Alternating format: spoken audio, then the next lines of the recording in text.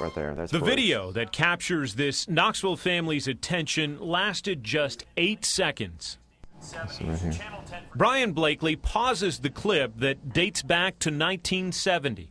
This right here is my brother Larry, my cousin Les. I believe this is Bruce's wife, Janice. The woman in white is a Knoxville mother standing on the tarmac at McGee-Tyson Airport, watching her Marine son arrive home from Vietnam in a flag-draped coffin. Remarkable that to stand there and look at it, it's amazing. Really. Brings back a lot of memories. Bruce Blakely was a teenager when he joined the Marines, fresh out of Halls High School. I hated it for him, but I admired him for it. Because he just really wanted to go and do something for his country. His mom says Bruce was a friendly cut-up who was popular with the girls. He was my first, and he was a good boy. A little mischievous, but he was a good boy. Bruce, well, he was a hero. Bruce was a hard act to follow as a younger brother. Just even in his sports, I mean, it took 35 years to break all of his football records. He just had something special about him. We went to the beach, and I got a pretty good suntan. It was all right. The one big thing was missing on, that was you. During his tour of duty in Vietnam, Bruce sent home audio tapes and letters, staying in touch with family that included a wife and a young son. I don't pay any attention to time anymore. Just, the only thing I'm looking forward to is coming home. And I questioned why he was out there, but they said he volunteered, so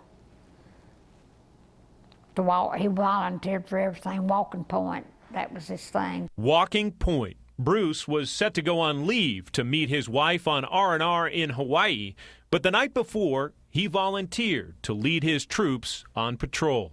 He said it was like carrying the football in halls for the game. You know, he was leading, so he was proud of that. Him doing it probably saved the whole platoon because he saw the flicker of light.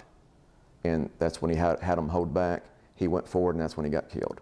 His family would later learn Bruce died from friendly fire. Another patrol, out of position in the jungle that night, mistook this 19-year-old Knoxville boy for the enemy.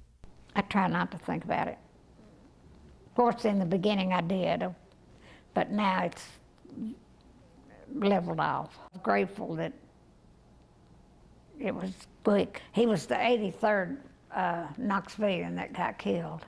At the time his brother was killed, Brian was 8 years old. As I get older, I realize just what a great person he was. All the lives that he touched and careers that people built their lives around because of what he had done. A few years ago, Brian shared his brother's story with the Shopper News, and the papers saw an outpouring of interest. It became a three-part story by the end of the series of it, and the reaction was phenomenal. I believe they had more reactions and more letters and emails from that story than any story in the history of the Shopper. When those 8 seconds of Bruce's somber homecoming aired last December, if you blink, you might not have seen Mom. It was part of a larger story highlighting long-hidden archive footage about East Tennessee veterans.